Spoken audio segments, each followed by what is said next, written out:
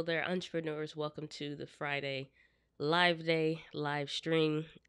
As always, it is I, Diana Gladney. And as you can tell, I am very, very sick right now. I even got the Whitney Houston lip sweat. I do believe might be getting a fever here. But all is well. All is well in the Gladney household. Um, Sorry I'm late to today's stream, but if you're watching this on the replay, thanks for being here. Um, so I'm doing today's live stream simply because I wanted to make sure that since I now have the availability to do live streams again, since YouTube decided to release the strike that was, I don't want to say unjustly put on the channel, but more or less unjustly put on the channel. So I don't know. It could have been anything. Could have been somebody reported the video if they didn't like it, or they want to keep their videos ranked versus mine. Um, it could be anything. Could have been a legit mistake or something like that. So who knows? But as always, again, everything is all good. So the strike has been lifted, and they have completely brought my channel back into complete good standing, so that opened up the ability to do live streaming again. So I'm super pumped about that. So hey, Drew, good to see you. Thanks for being here. I appreciate you being here. Sorry I didn't get to the video, that in that video where I was talking about getting the strike. I had that video. It's like 8 minutes, and I went through and I was getting ready to show you how to actually live stream using Google Hangouts. It's just a part of their system. And that's when I found out that I didn't have the live streaming capabilities. And so they cut that video off at the knees. So I didn't upload the video at 2:30, I think it's 2 minutes 38 seconds or 2 minutes 37 seconds.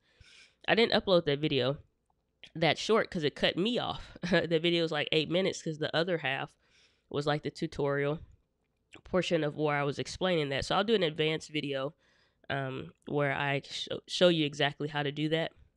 But it's just all included in Google in the Creator Studio. So just so you know. Thanks, Drew. Appreciate it. So I am looking frozen here. So let me switch my camera thingy here. So I wanted to make sure, let me make sure the stream is good, because as far as I can see on my end, it looks frozen. So let me check something out. So that's interesting. Let me get in the back end. Drew, am I frozen, or can you like see me still moving around, or how's that working? Because as far as I can tell, I'm frozen. So let me unplug and redo here. Maybe that will work.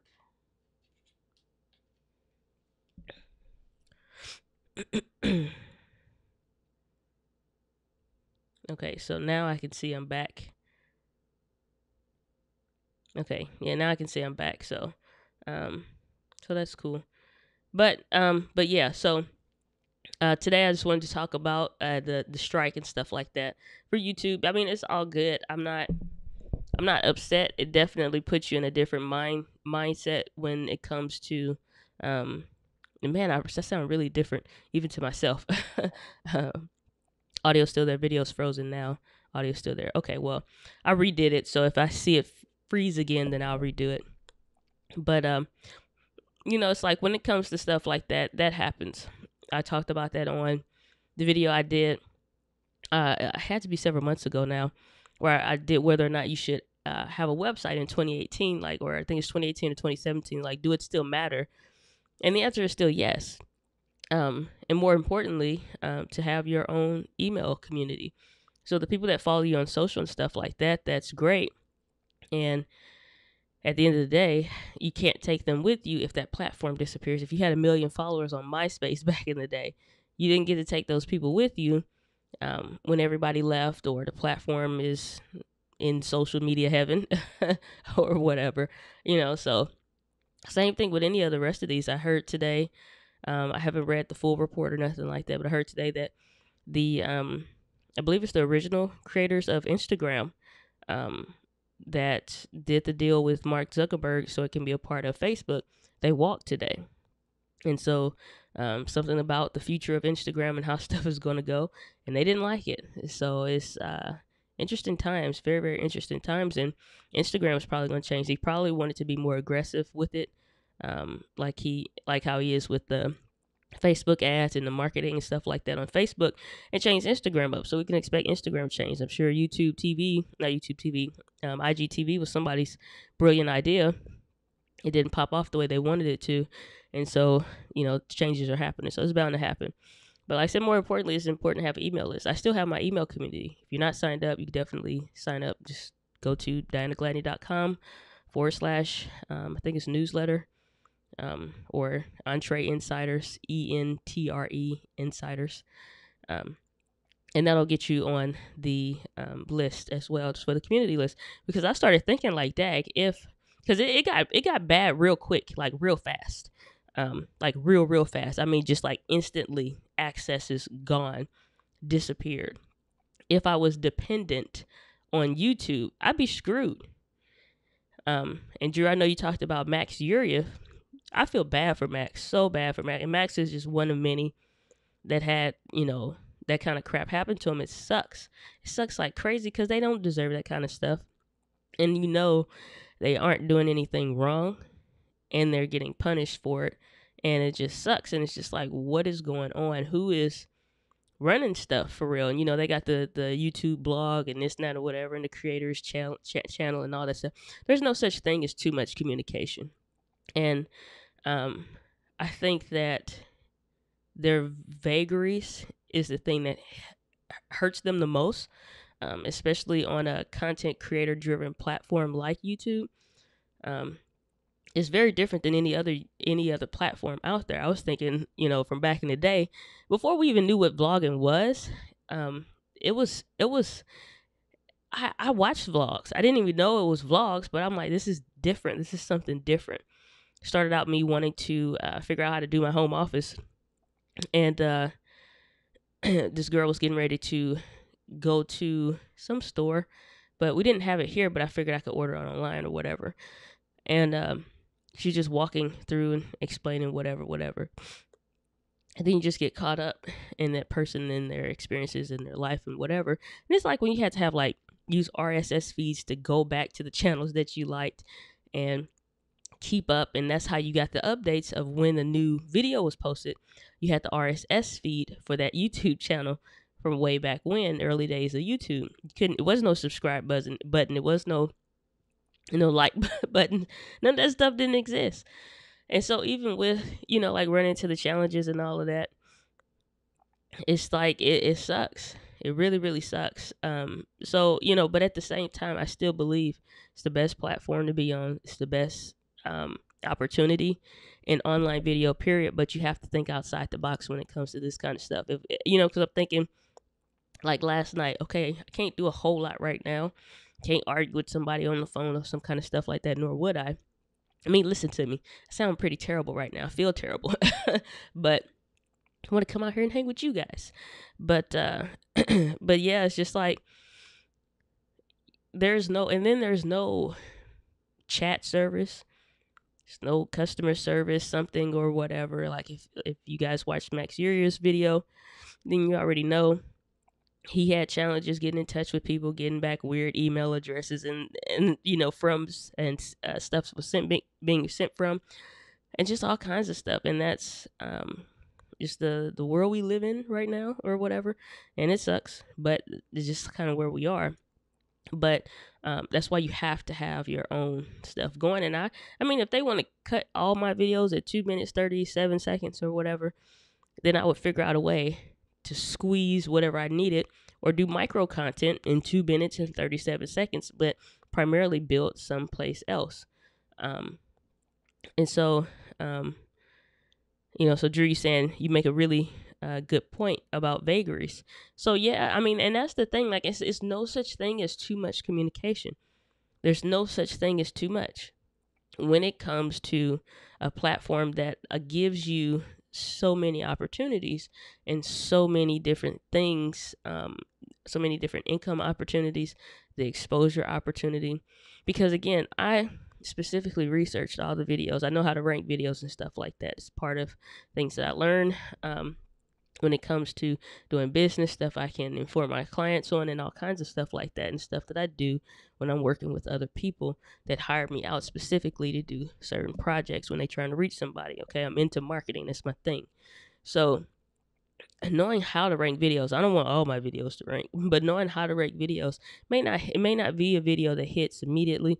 Maybe a video that over time, over years, is just a high evergreen content or whatever. But I have videos that have tens of thousands of views, 1,000 views, 30 views, But knowing that I knew that video would rank, and then getting hit with that strike and not having an answer other than it's spam or something like that. And it's like, since when?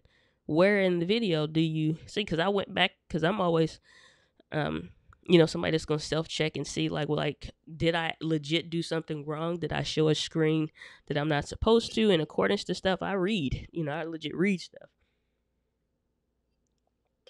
And I know this ain't going to last long because my throat is, whew. But, it's like, knowing that I legit read through the small print of all the sites that I operate on and stuff like that, to be able to know the small things. How is it possible?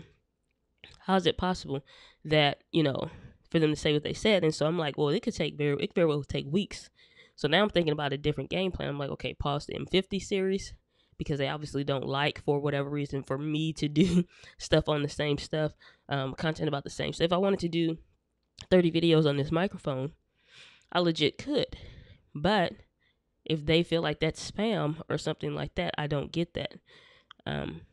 Especially when you see, and forgive me, I just put in a cough drop. Especially when you see some of the stuff like with the Paul brothers and stuff like that, and they let anything fly with some of those people. And it's just like, really? It's like, really? But whatever. It is what it is. But again, that's why I stress, even if you can't afford maybe to set all the stuff up, like owning your own URL for your own name. Like DianaGladney.com maybe cost me $8 or $10 for the year to own the URL. It's digital real estate. Take that in. It's digital real estate. It's not just a URL. It's literally digital real estate. If you wanted to own Apple.com, which they had to, in fact, Apple had to buy that URL from a legit Apple food-based company so that they could own that name. How valuable is that name to Apple? Same difference for you, whether you're small creator, big creator, whatever your business is or whatever. If your business did as well as you really wanted it to, that URL will become more important. So I'm like, secure the URL, get your own website. If you can't get the website set up, it's all kind of stuff out there. I don't really like Wix, but it's an option. Squarespace, everybody on YouTube seem like they got an account with Squarespace or some affiliate something with Squarespace. You get 10 or 15% off, using whoever's code, and get something like that as a done for you template. I'm switching my stuff over from WordPress and all that, but they even have templates. But just knowing that somebody can take away, like I got 518, 19 subscriber right now, and if you're new to the community, welcome. Sorry I can't sound any better or project any better. It's just kind of where I am in my mode right now. I'm just sick and it's terrible. So I apologize. Give me a little grace on that. But it's just like, if they decided, because they legit can, and they have shut down channels. I like to watch like self-reliance channels. Put you in the mindset of like a what do you call it? National Geographic kind of stuff. People that go out, they hunt, and they do all kind of stuff. I like watching that kind of stuff. And so knowing that those channels, a lot of those channels got shut down and they got deleted just because they were showing how to skin an animal. So I'm like, okay, yes, it's offensive to some people, but you don't have to subscribe to those channels, and you know what I mean? So, but knowing that they can take that stuff away from you in an instant, I'm thinking like that, they could legit take the whole channel, which I'm already aware of, but now I'm like very consciously aware of it. And so I'm like, okay, so I know which platforms the people that I'm looking to reach are at, which ones are important to them. So I'm already last night developing new strategies on how to redirect content that I have and my videos backed up, because I don't trust any of these platforms, like with my heart and soul. I don't trust none of these platforms like that, because they could do it all. Facebook, if you guys have seen like the little vlog I did about going to Las Vegas, that was a huge trip for me. And so I got a chance to meet Chalene Johnson, the incredible Chalene Johnson, and her husband Brett Johnson. And I know from being a part of Shalene's academy that she had her Facebook profile deleted. So when Facebook wasn't liking for people to be promoting their business through their personal pages, and they still don't, and they still will delete your stuff, or you have violated a rule or something like that. Facebook doesn't like that. And if you share your business stuff on your personal page in a high volume and stuff like that, they don't like that at all. So she also has like a business page and something else, and they closed her account or something like that, because they said it was fraud, that she was impersonating herself or something like that. It's crazy stuff that these social platforms do. Crazy that they may pick people at random, or this machine learning stuff. So it's a lot of stuff going on in the background. And as a business owner, as a content creator, as somebody that's just interested in doing stuff in this as a side hustle, whatever category or boat that you fit into, you have to go into this knowing that this is part of the process. Like it's already got most of the videos for the Canon M50 series recorded. I got a couple more that I need to do, but I may have to do them sick. So we'll see how that goes. But just knowing that, if that series didn't work, I'm like, okay, I got other content that I can go ahead and release, but what now? It's part of the game. So just be aware. That's all I'm saying. Just be aware that stuff can happen. And it doesn't mean that they hate you or whatever, but it can happen. And so moving on to something I prefer to talk about, which is camera stuff, which is what I got in trouble for, apparently. They didn't like a camera video. But so as you guys know, Photokina, which is a huge event, is going on in Cologne, Germany right now. It is a big event, and so we had new camera releases come out, which is pretty cool. I think that there's nothing out that doesn't still hit on the same pain points that was a pain point from before. No flip out screen, or no, just no flip out screen. Screw the rest, no flip out screen. Everything else is extra.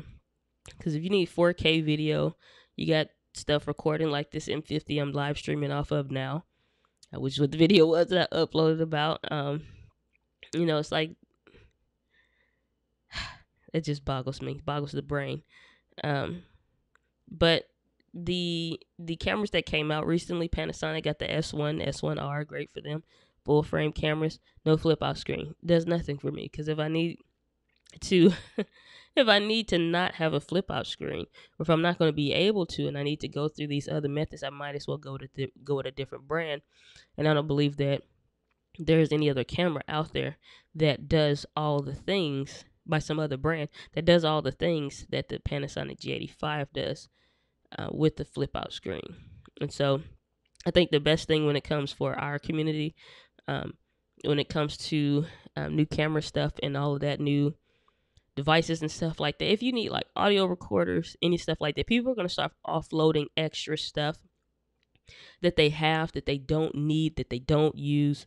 It's not important to them. I don't care if you're a beginner, you don't know none of what I'm talking about when it comes to this camera stuff.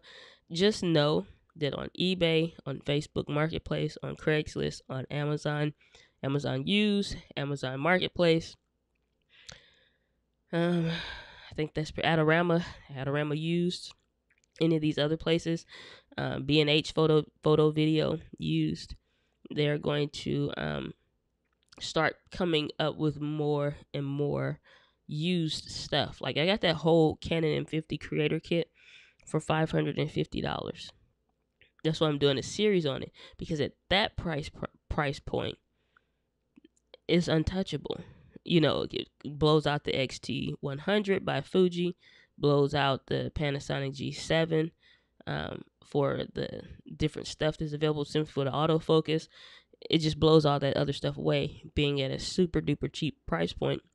So if you're new to video, if you're new to any of that stuff, just know that I'm just checking the stream health and all that good stuff. Just know that whatever kind of camera that you want, if you want a super basic camera, if you don't have a lot of money, it's a lot of stuff that's becoming available.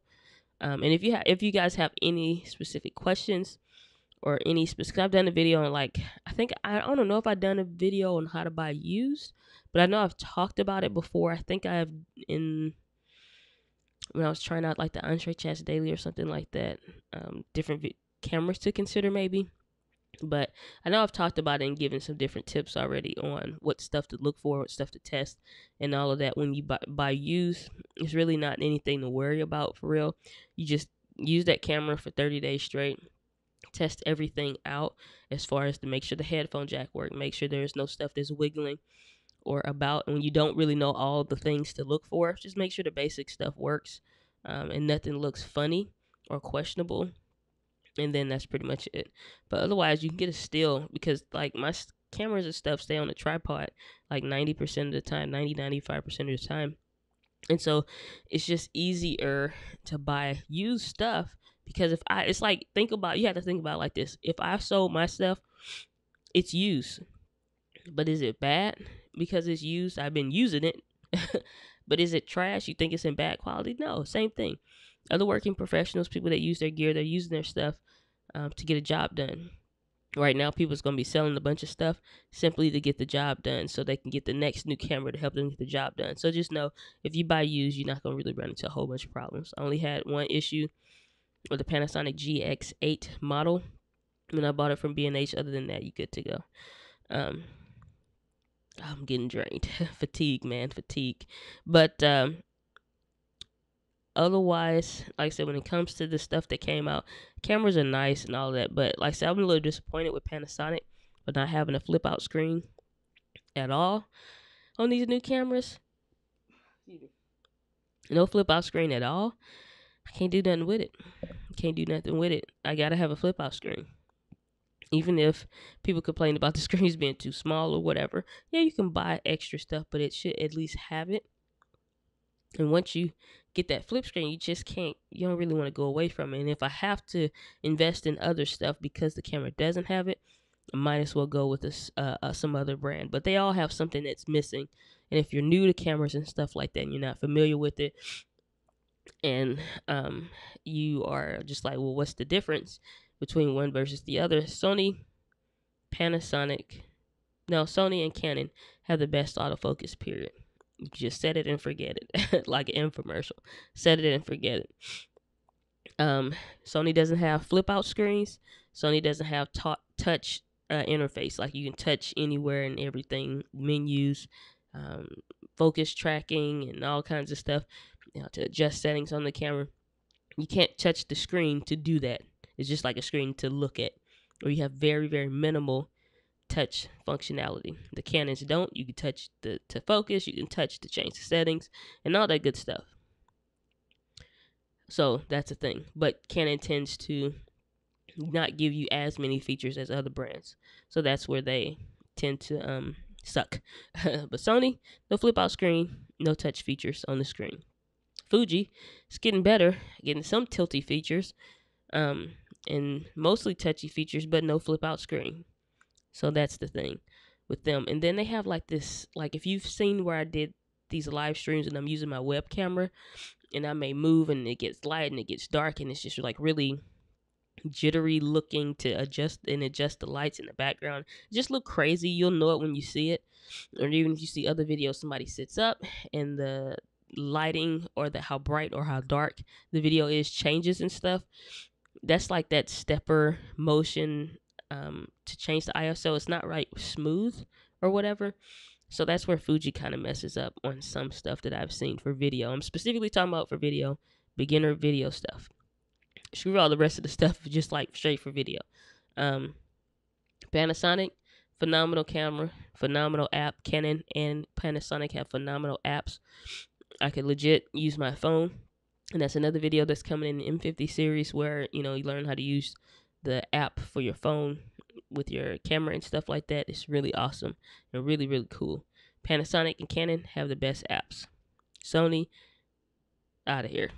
I don't know nothing about Fuji's apps, but apparently it's not that great either, so I've heard. Excuse me.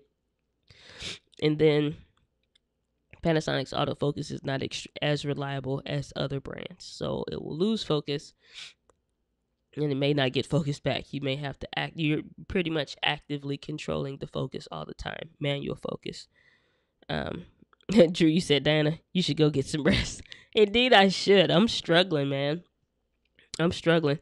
But we almost at 30-minute mark, and that is my limit for today because I can't.